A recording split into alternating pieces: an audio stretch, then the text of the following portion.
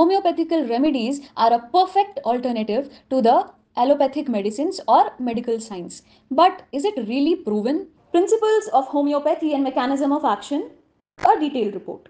Homeopathy was founded by Samuel Hahnemann in late 18th century and it is an alternative medicine जिसने polarise किया था medical community for centuries. ये base है दो important principles पर, like cures like and the second principle is law of minimum dose. इस report के basis पर proposed mechanisms of action supplemented with examples for better understanding.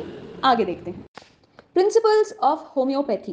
Principal of similars यानी like cures like, which is also known as similia similibus curantur.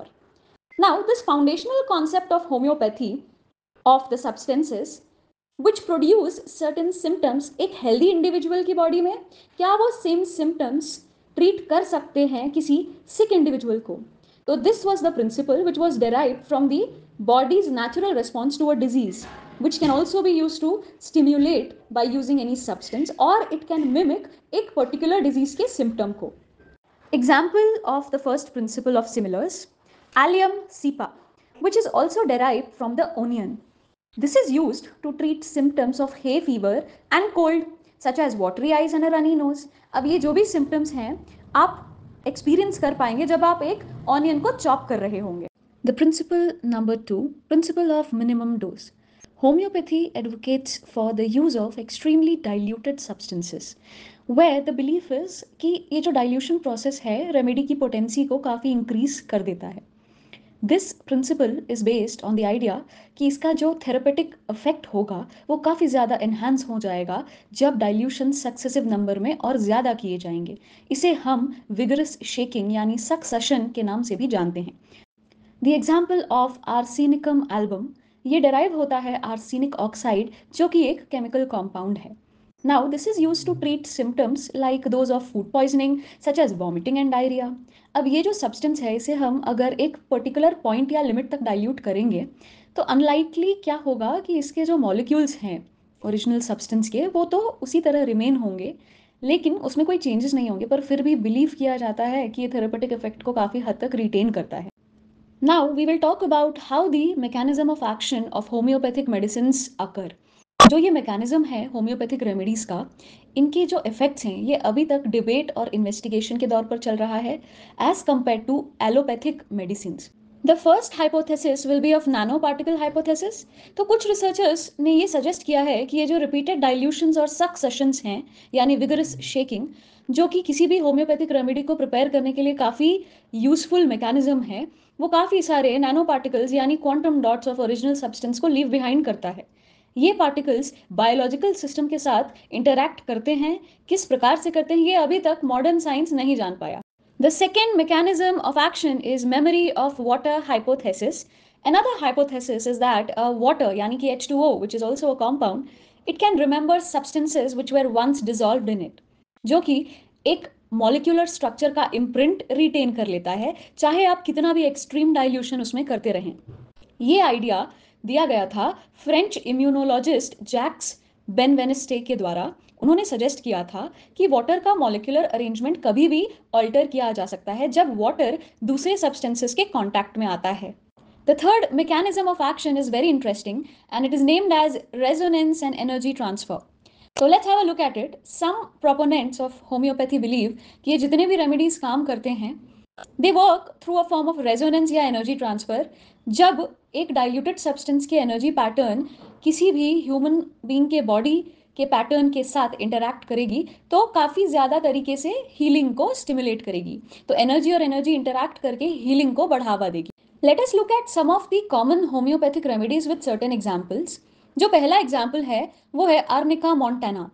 Now these are used for bruising. अगर कभी चोट लग जाती है तो आप उसके लिए यूज़ कर सकते हैं, मसल सोरनेस के लिए यूज़ कर सकते हैं, या फिर अगर कोई ट्रॉमा से सफ़र कर रहा है तो उसके लिए भी काफ़ी यूज़फुल है.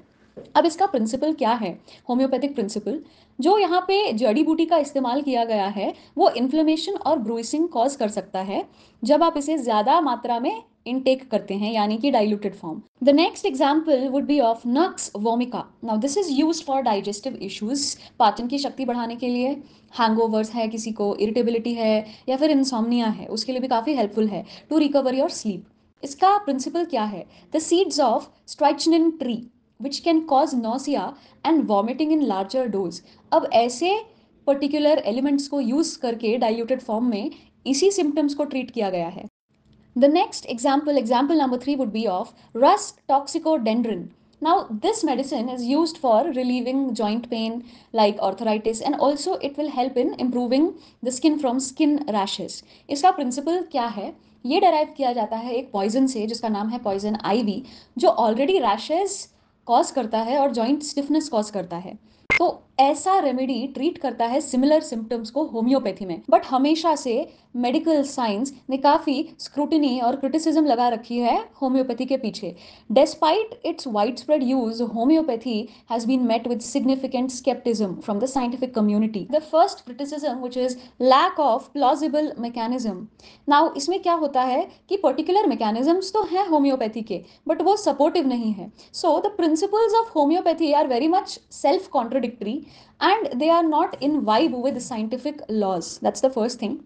Particularly which are related to chemistry and physics, क्योंकि मेडिकल साइंस केमिस्ट्री और फिजिक्स बहुत ज़्यादा फॉलो करता है, and also biology. So the notion that a substance can exert therapeutic effects at dilutions which is beyond Avogadro's number. हमें पता है Avogadro number एक पर्टिकुलर नंबर है जो केमिस्ट्री में मोलार कॉन्सेप्ट में आ जाता है, where no molecules of the original substance are likely to remain, is seen as implausible. The second big criticism is based on the inconsistent research findings. यानी कि clinical trials और जितने Meta analysis हुए हैं इन सभी ने इनकंसिस्टेंट रिजल्ट्स दिए हैं किसी भी होम्योपैथिक ट्रीटमेंट के, कि ये कितना एफिशिएंट है।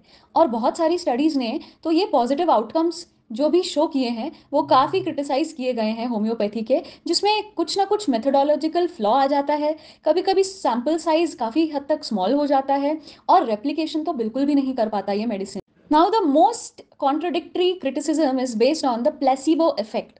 अब हमारे जो modern science and allopathy researchers के क्रिटिक्स हैं, इन्होंने आर्ग्यू किया कि जो भी होम्योपैथिकल रेमेडीज़ के बेनिफिट्स मिल रहे हैं पेशेंट्स को, ये काफ़ी हद तक प्लेसिबो इफेक्ट को टारगेट करता है। यानी कि पेशेंट्स का जो इम्प्रूवमेंट हो रहा है वो उनके बिलीफ के थ्रू हो रहा है ट्रीटमेंट में।